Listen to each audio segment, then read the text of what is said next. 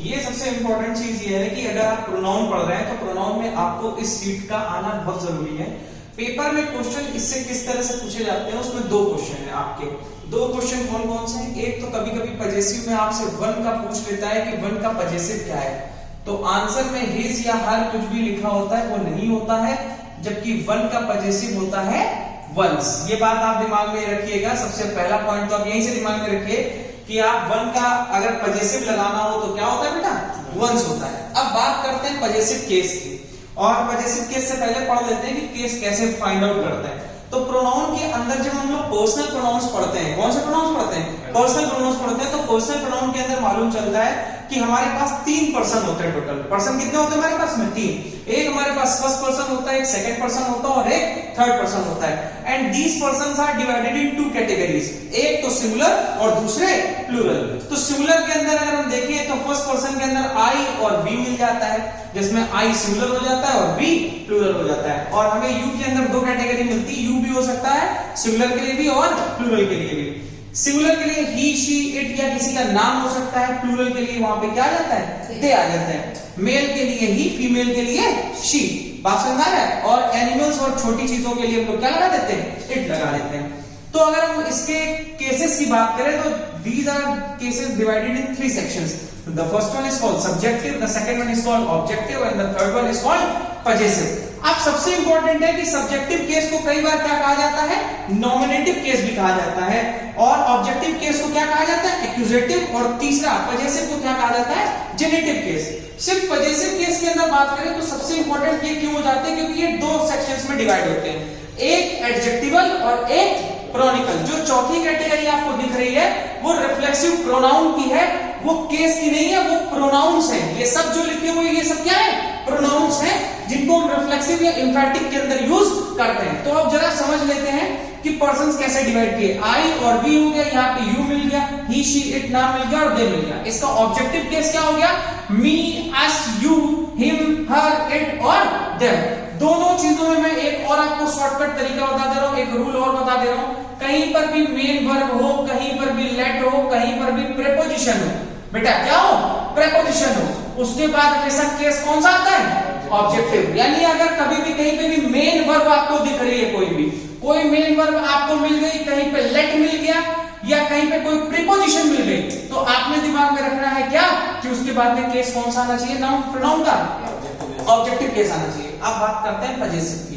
तो जब हम बात करते हैं पजेसिव की, तो पजेसिव के अंदर सबसे इंपॉर्टेंट चीज क्या है? हमारे पास में 2 तरीके के, एक एडजेक्टिवल है और एक प्रोनोमिकल है। एडजेक्टिवल के अंदर हम समझे तो मी का क्या हो जाता है, यानी आई का क्या हो जाता है? माई, और वी का क्या हो जाता है? आवर। यहाँ पे यू का क्या हो जाता है? योर। ही का हो जाता है हिज, शी का हो जाता है हर, और इट का हो जाता है इट्स। दे का क्या हो जाता है बेटा? देयर। सबसे इंपॉर्टेंट चीज क्या लिखी? यहाँ पे नाउन आता ही आता है, यानी अगर ये एडजेक्टिवल है तो पक्का है कि इसके साथ नाउन का इस्तेमाल होगा, नाउन का यूज होगा, यानी नाउन मस्ट बी एडेड या नाउन मस्ट कम। बात समझ आ रही है?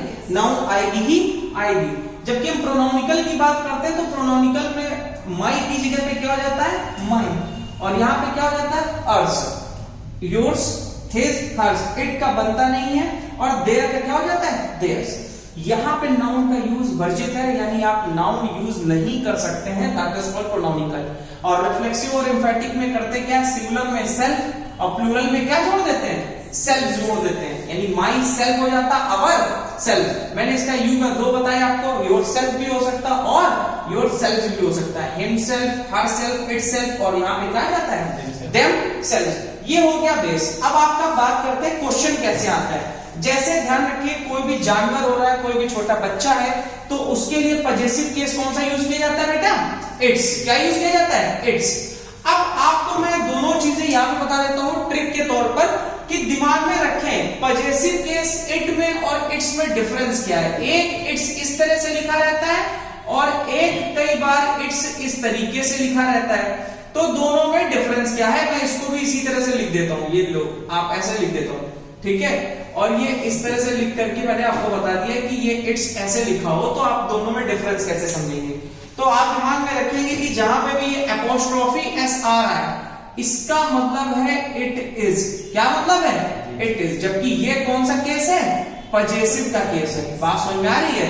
तो अगर आपको कहीं पे भी ऊपर उसके टोपी दिख जाए तो आप दिमाग में रखेंगे इट इज हो जाएगा, वो क्या हो जाएगा, इट इज। और जबकि वहां पे है क्या, इट्स, तो दोनों में डिफरेंस याद रखेंगे।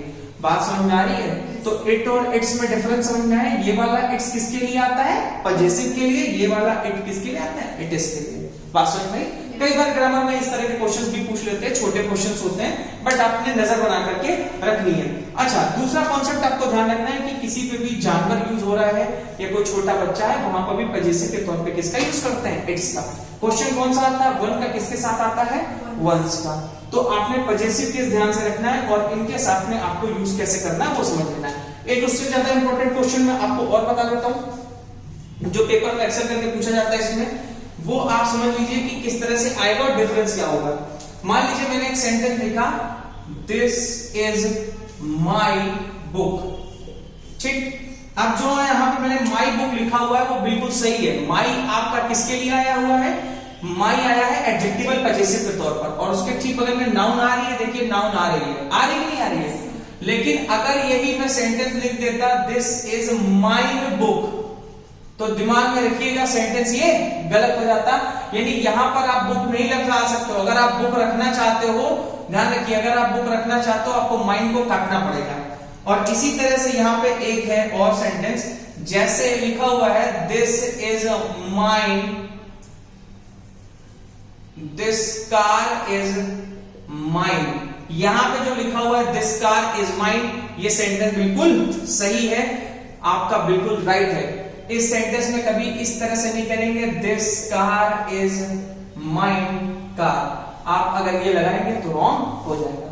बात दिमाग में समझ में आ रही है? तो प्रोनाउनिकल और एडजेक्टिवल में डिफरेंस यही है कि इसमें नाउन आता है और इसमें नाउन का इस्तेमाल नहीं करते हैं। नोट कर लीजिए।